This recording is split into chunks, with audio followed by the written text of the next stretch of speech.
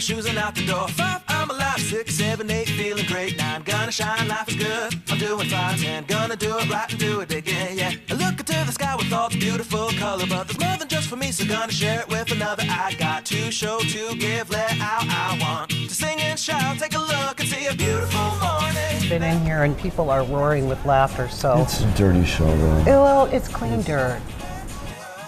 You have here the best of the best. Yes. So we have many celebrities here. The Holly Madison come over here, and the Usher come over here many often, and the Paris Hilton come here. Boy, I'm dating myself, but it's okay. Nobody else will. Oh. That's so Vegas.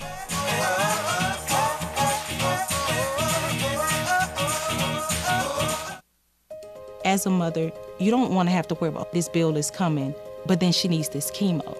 That's a decision you shouldn't have to make. At St. Jude, a family never sees a bill at all, not one bill. It's like the world has been lifted off of your shoulders. The treatment doesn't get any better than what you receive at St. Jude. It saved my life. It saved my daughter's life. It saved our family. Welcome to That's So Vegas. I'm your host, Christine McKellar, here in the fabulous Las Vegas Arts District, downtown Las Vegas, Nevada. And I have here with me a very special guest, Chef Zach from Andiamo at the D Hotel. Good morning. Welcome here. So happy you could come today. Thank you for. I know you're busy. You have holiday specials coming up. You have a Valentine's Day menu coming up. You've got, you prepare some of the meals for the shows. We do. So, for instance, like Marriage Can Be Murder? That is a show that we do, a nightly show, 7 days a week. It's a dinner show, so it's very interactive with the people, and we do all the food for it. That's got to be interesting. I've been to the show. I love it. I love the performers. I've actually had them on here as guests a year or so ago. But that's always baffled me how you can do, and the food is decent. Of course, it's not like being at Andiamo and ordering, you know, Angus steak and stuff like that. But then what kills me is you have people who, you have like a vegetarian, a chicken and a beef or something like that. That's right. Something a little bit for everybody. You have to please the different palates or dietary restrictions. That's right. Does that make you crazy? Be honest. No, of course not. But don't you get some strange requests? I mean, somebody's gluten-free. We do get some strange requests, but we do whatever we can to accommodate. Have you ever had anything that stumped you? No, I mean, being here, I mean, you see kind of a little bit of everything.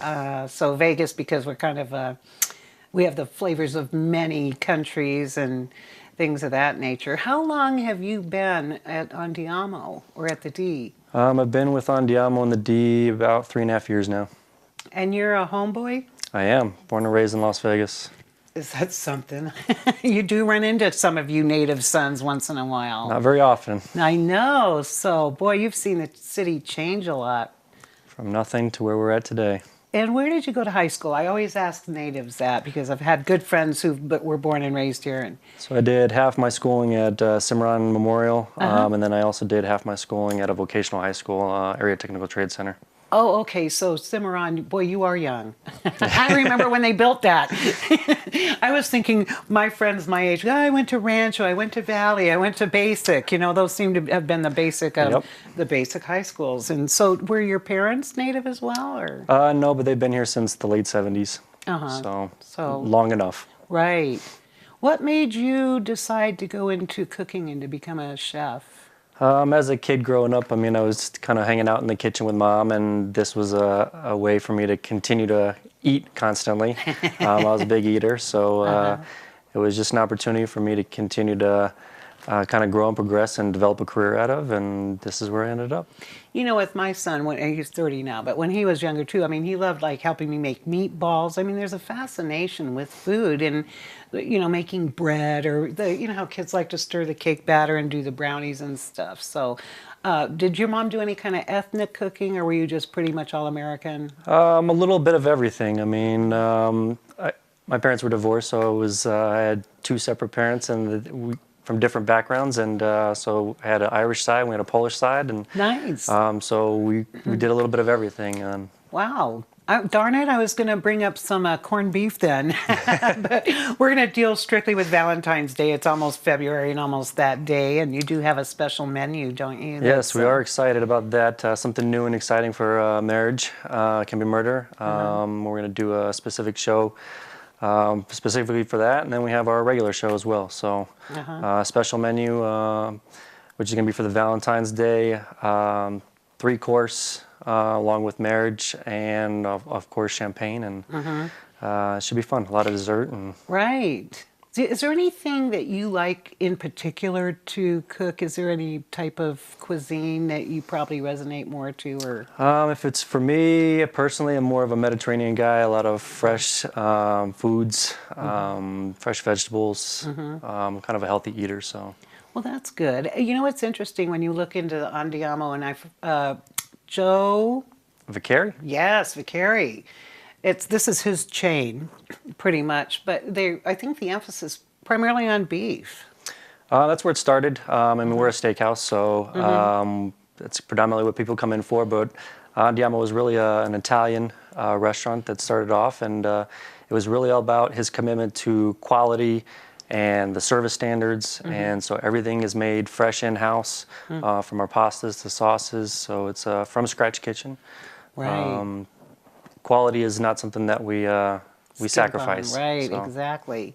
I've often wondered, because the food's trendy, if you think about it, really, and people went through the vegan stage and you can't do this, you can't do that. Is there any spice or herb or something that you're particularly fond of that would enhance a dish, whether it were gluten-free or soy-free or?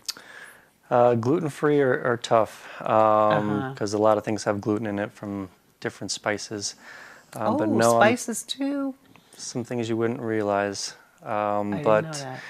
For me, I mean, just fresh herbs really kind of accentuates a dish and kind of livens it up and takes it to a new level. I have particular favorites, like I love rosemary. And of course, I like it on lamb or, beef. It's just but if you use too much of it, honestly, to me, it almost tastes like dish soap. Have you ever noticed that? Or? You have to be a little sparing sometimes with certain herbs. Yeah, I know. So. It's funny how it went from fragrant rosemary to, honestly, because I overdid it one time. I have the mortar and pestle and I grind it and I overdid it. And I thought, how did dish soap get into my stroganoff or whatever? A little bit can go a long way. Yes, it can. So you have to be a little cautious. Another one that a lot of people are fond of, and but I don't know if you can really go too far with garlic. No, you can't. I mean, it can be a little pungent sometimes, but if you're a lover of it, you'll appreciate it if there's a little too much in there. Yeah, people just go ape over it, and then I guess the common thing is if you're on a date, then you worry about garlic breath, but then you just make your date eat some of it. Yeah. So, for the Marriage Can Be Murder show, have you ever thought of putting poison in the food? I'm kidding. It's Marriage Can Be Murder, not eating can be We need murder. people to come back. You want them to come back. But no, seriously. So do you work closely with Jane and Eric? We do. I know they're two great hands-on guys. people. They're the stars of the show, and they're married as well. Yeah, they do a great job. We work directly with them every day, so it's quite a pleasure. Did people ever get married on the show? I've Would not you know? seen. I think recently in last year, I think there was a proposal during one of the shows. That could be interesting, seriously, because you think about what the theme is, but then... I think somebody came in there on their first date, and that was one of those things they came back for. It was Well, kind of that's cute. sweet. In Las Vegas, now we have pop-up wedding licenses available at the airport for over Valentine's Day. That's a whole other subject. I have to give a quick shout out to my sponsor. Please don't go away. We're going to come back and talk more about food and spices and how not to poison people. Yes. A big shout out to the Red Roof Inn on Paradise Road. They're across from the Hard Rock Hotel, and they are pet friendly. I always bring my dog in, so I'm always happy to say that they're pet friendly. Don't go away. I'll be right back. See you in just a minute.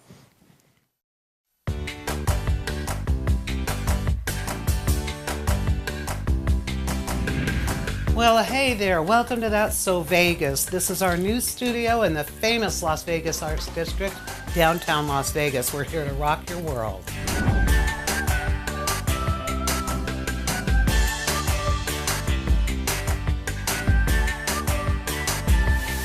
I was going to ask you how it felt to be breaking good here at the Bellagio for the National Center. What you did. Your last CD was My Secret Life. I wanted to ask you what your secrets were.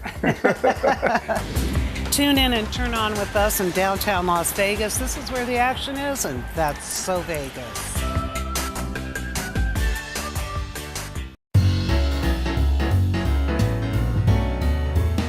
Welcome back to That's So Vegas. I'm your host, Christine. I'm here with the one and only inimitable chef, Zach. You're kind of like Madonna. You only have one name. Yes. We're not going into detail, but Zach, and as we said previously, you're a chef down at the D Hotel in Andiamo, and also you cook for all those hundreds of people who go to the Marriage Can Be Murder show. Yes, we do. So we've covered a little bit of that, and basically we were talking about the menu items at Andiamo, which is primarily Italian, and pastas and Steakhouse. So a lot of premium steaks, all of our fresh made pastas, sauces. Everything in-house. Everything is done in-house, from scratch kitchen. And then we talked a little bit about our favorite herbs and spices, just a little bit, but you know, I was kind of joking about that. But I've always been fascinated with chefs, and I just have a little bit about my background. Many years ago when I was younger than you are, and I know you're young because you went to Cimarron High School. He's a local homeboy. Didn't go to basic or anything, but I crewed on sailboats as a cook, and it really was fantastic. I think it was 1920 in Miami, so I never knew what size boat or the crew or where, or how or when, but you had to be really creative cooking back then, especially if you were on a little tiny like 32-foot yacht or something that they had like ice boxes as opposed to a freezer. So I've often wondered, how does a chef know when to throw something away? And that's something even in our homes we'd like to know. Is there any rule of thumb? Or do you just throw everything away all the time? If it looks bad and smells bad, throw it away. Oh, okay. When in doubt, throw it out. Right. Well, I do that at home too. You know, and you never know. But I love the way they package food nowadays, because you have tuna in a can, the sealed bags and stuff, where I would always be like, you put the all your fresh stuff on the top and everything down in the bottom so that you worked your way down, because you could be, 5 days at sea, sometimes longer, or maybe even overnight, but you had to, it was creative cooking. Yeah, nothing wrong with that. That's kind of what cooking's all about. It is. Do you get emotional when you cook? I do. It's a passion that you have. Goody! I'm so happy to hear that. So do I. I've actually cried when I was cooking lasagna for somebody's little wedding, private wedding. I actually got tears in my eyes. I was going, but this is for love, and this is for this, and so you do. As you get involved in it, I mean, your passion comes out in it, and so does the love for it, and that's what makes creative dishes so good. Right. So, is there any? Do you have a favorite dish you like to prepare, or? You mentioned you like to eat just about anything. I do. Okay, well, so I'm very eclectic. I can eat any cuisine. Oh, nice. But like I said, I mostly go towards Mediterranean. So I'm a Mediterranean chicken, tabbouleh, tzatziki sauce, those kind of things. I can't even say it. Tzatziki sauce. So good. I like it. I like to eat it, but when it comes to trying to pronounce it, that's another thing. So, is that made from garbanzo beans, chickpeas, or? No, that's gonna be hummus. Oh, that's the hummus. Tzatziki's made from yogurt, cucumbers, garlic. Oh, that's right. My mom used to make that. Oh, kind of like an accompaniment to other dishes. So, are you into steaks? Steaks, I am. I love steaks. Premium steaks, high quality meat. That's where it's at. Yeah, and I know that's what Andiamo's, that's one of the That's what we're known for. Yeah, you're known for that. I don't eat meat that often, red meat. I think a lot of people, we've substituted turkey and chicken. I mean, I make turkey burgers, turkey meatballs, turkey everything anymore. But every once in a while, like, what would be the most tender cut of beef? If you're going for flavor, I would say a ribeye is going to be where you want to be at. Love them. Now, how do you pick a good ribeye, though? It's the fat content inside of it's the marbling. So all that white speckling that you see inside of it, that's what you want to be looking for. So the more the merrier. Really interesting. I think when I first started cooking on my own, or cooking on the ships, like I was in charge, I used to think, oh, that's a waste for the fat. But fat is where the flavor's at. Yes, it is, and I always like that. I'm probably going to die of cancer or something, because I like the fat around a pork. Oh yeah, that's the best, I think. Pork and beef and things of that nature. So, Chicken you can get really creative with. I don't know. Do you have any turkey items on the menu? Probably not. We don't. I don't blame you, but I'm just like... But steak is, I mean, if you're going to go that one day and eat some red meat, Andiamo is the where it's at. If you want to looking for your premium quality meats, we're in top 1/3 choice. We dry age everything. Everything is done at our butcher shop in-house. You have a butcher shop in-house. Everything is dry aged there, wet aged. It's also cut by a butcher. Everything's all done by hand. So that would be kind of cool to tour that, I think, just to go see how that... Do you literally have the slab sides of beef hanging? Yes, we do. Well, where is it? I've never seen it. It's hidden in the back, I bet. Hidden in the back. It is in the back. The top secret room. So should I go in there, say on Valentine's Day, which I doubt? I'm a cynical single. So were I to go in there, though, and order a steak, do you go back and slice it? Or do you have some prepped already? We have some prepped. I mean, we cut every day, so we're prepping every day. Are you open for lunch as well? We're not. We're dinner only. Steakhouse only? I think that's probably more economic and makes more sense. So. 5 to 11. Right. Now, were you... When you began your career, were you always did you immediately go to Andiamo or? No, I started my career early on and kind of worked my way up through this business in different hotels and different properties and restaurants, and ended up here with Andiamo 3.5 years later. Nice. Or ago. So tell us too, again, the other thing that always confused me, you have a sous chef there. Is this still the line of hierarchy? There's executive chef, sous chef, pastry chef. So everybody kind of has, you know, it's just like you have your president, vice president, same thing, executive chef, sous chefs. Your pastry chefs are specific to what they do as pastry. All these different job classifications and chefs, they all do something specific. So. And so a sous chef is in charge of? They're kind of your assistant to your executive chef, so they kind of run the kitchen and make decisions, but the executive chef is ultimately the... Right. So they would get the garnish and the this and that. Correct. And the other. And what about, do you have a specific salad person? I always thought for some reason that was a... So you have pantry people who make salads and the desserts, and the pastry chef is there to design and develop new flavors and menu items. So what about the old adage that too many cooks spoil the broth? I guess it doesn't apply. Too many heads in the kitchen is okay. I mean, all those brains working together is better than having one. So. Yeah. So do you find that the staff pretty well stays? You're still with the same staff? Same staff for a long time, which is great. You know what? Personally, I like that because when I go to a restaurant, if there's a lot of turnover, you've got to think, oh, something's wrong here. You know, somebody's not happy. And consistency. Yeah, you have to have the consistency, but it also shows a happy employee. That's right. And that environment, of course, like we were saying, and I meant to say too how emotional I can get when I'm cooking, because really cooking's an act of love, especially I think of like for mothers when you're cooking for your family and fathers. And hard to believe, but we have to take a break again. Time flies. I'm going to give a quick shout out to the Red Roof Inn. I don't want viewers to go away. We're going to come back and talk a little bit about food and emotion. Sounds good. It's almost Valentine's Day. Love it. And speaking of Valentine's Day, I have my sweetheart here in the studio, Trixie, my Labradoodle. Everybody will be seeing a lot more of her this year. She's kind of like our mascot, and she loves to come hang out with her mom and the staff here in the studio. So Red Roof Inn is on Paradise across from the Hard Rock Hotel. They are pet friendly, close to the airport and the Strip. Don't go away. We'll be right back. It's pretty amazing when you consider that 7 years ago, we didn't have the treatments we have now. We cure 80% of children with cancer. If you think about that, I mean, go back 50 years, we were curing 20 to 30%. This is the miracle story of modern medicine. We understand what makes this cancer tick. And of course, without donors from around the world, this just couldn't happen. And there's one thing we're focused on here at St. Jude, and that's beating this thing.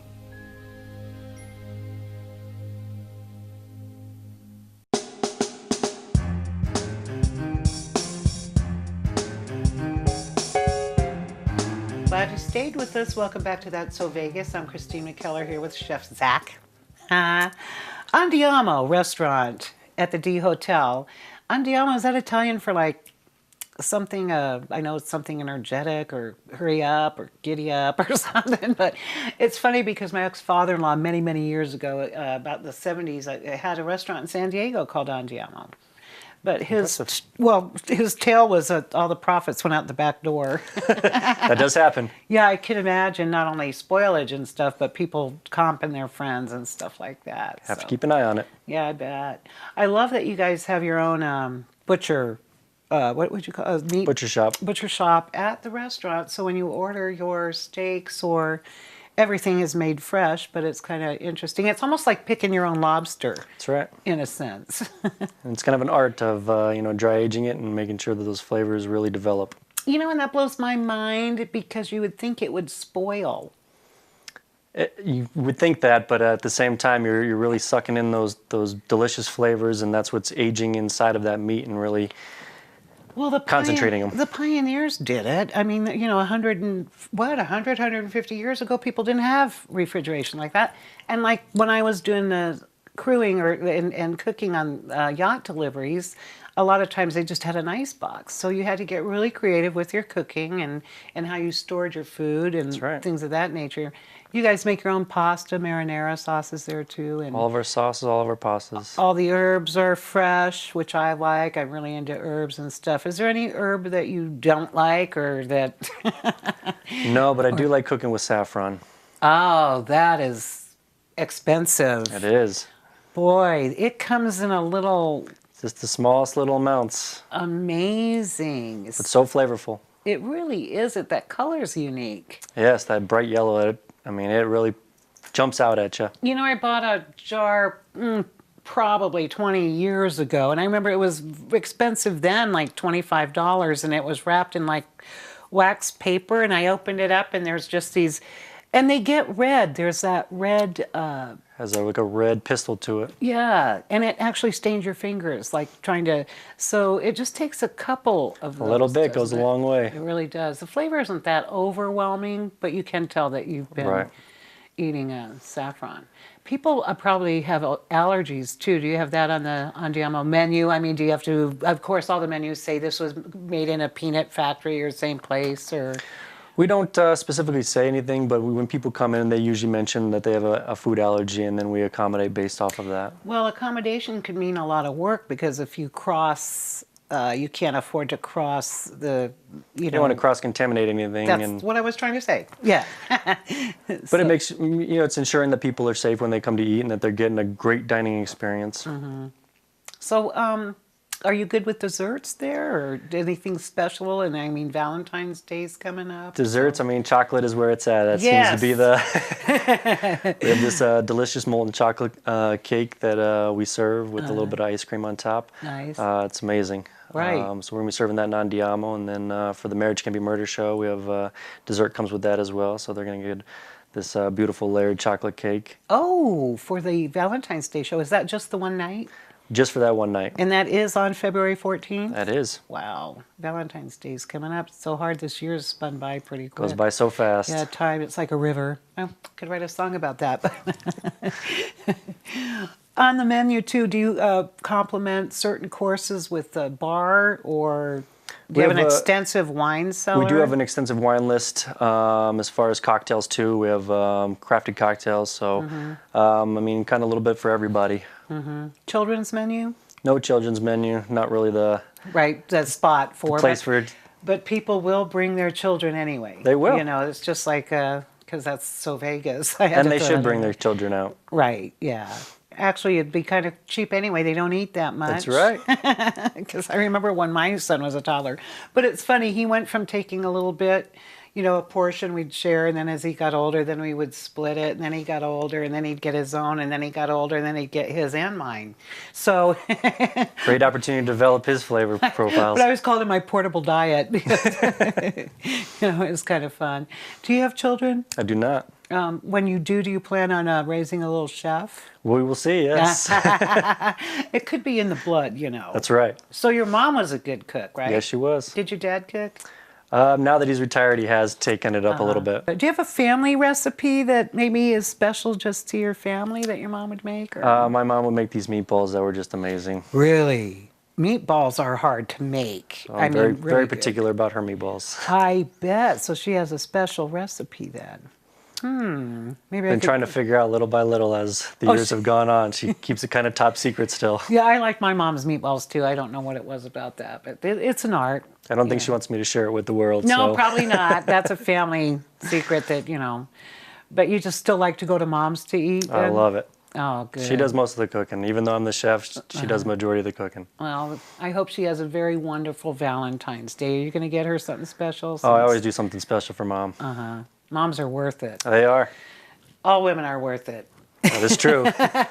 My Labradoodle's worth it. Well, thanks again for coming in, Chef Zach. Well, thanks for having me. I love talking food, and I love talking with a chef because, I always learn something along the way. And we'll be able to talk a little bit, too, after this episode's over. So don't go away. After this episode, we're going to be doing some updates on the latest Vegas entertainment of the week. And next week, we have another special guest. So I'm Christine McKellar, wishing all of you happy holiday coming up, Valentine's Day. It's always special. Special for some. It could be misery for others. But until next week, I'm Christine. We'll see you.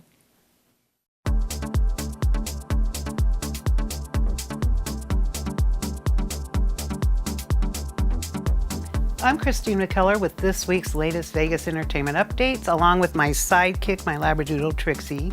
I had a great weekend at Treasure Island. Tsunehiro Shibata and Kensuke Mita from Japan were there to launch a One Piece Bounty Rush video game app, highly popular.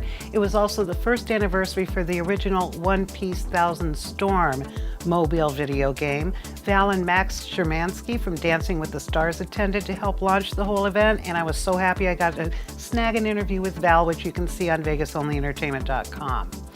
Other things coming up this week and throughout the next month or so, the pop rock group Haim, with their spring headlining tour, Sister, Sister, Sister, will make a stop at the Pearl Concert Theater at the Palms on Friday, April 13th at 8 p.m. Minneapolis rapper Lizzo will appear with them in Las Vegas. Tickets start at $39. Legends in Concert at the Flamingo, now the longest-running show in Las Vegas, will begin its record-breaking 35th season with a cast of music legends paying tribute to Elvis Presley, Aretha Franklin, Sting, and the young Michael Jackson. That will be February 3rd through May 17th. Jackson 5 hits like ABC and I'll Be There, as well as Dancing Machine, will be performed by 16-year-old Nathaniel Cullors, who is a Broadway veteran. Can you believe that? 16-year-old Broadway veteran, only in Las Vegas. Two-time Grammy Award singer Peabo Bryson will headline the 1,800-seat Dallas Event Center at Texas Station on Friday, February 2nd at 8 p.m. The ticket range is $20 to $50 a person. With 20 albums to his credit, Bryson has the distinction of being the first artist in music history to have separate records topping 4 different charts. And this is a really good one for families. Kids are going to love this. America's animal expert, Jack Hanna, will bring his 3-time Emmy Award-winning television series to the live stage with Into the Wild Live at the Smith Center on Saturday, March 17th at 7 p.m. Tickets start at $24. Jungle Jack takes the audience into the wild with an array of incredible animals and stories, from brushing a hippo's teeth to eating with wombats, plus footage of his adventures from the jungles of Rwanda to the savannas of Australia.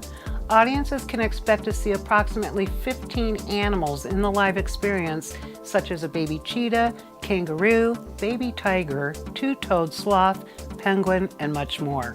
For more updates, feature stories, and foodie tips, browse our VegasOnlyEntertainment.com website. Till next week, I'm Christine McKellar, and that's So Vegas.